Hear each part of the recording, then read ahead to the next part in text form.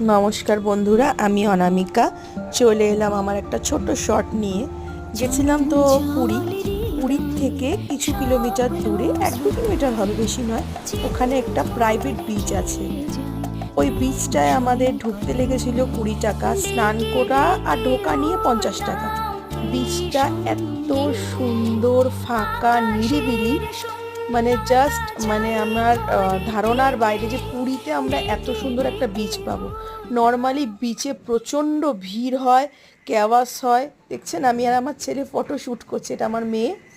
তো সবাই মিলে আমরা এখন ফটো শ্যুটের মজা নিচ্ছি। তো তারপরে স্নানও করেছি, আর ভিডিও করা হয়নি।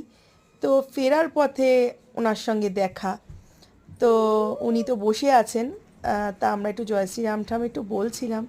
তা অনেকক্ষণ ওনার ফটো দেখেছে, তো খুব একটু রেগে গেছিলো আর কি। বিচটার নাম হচ্ছে সিলভার বিচ, আমার যতটুকু ধারণা।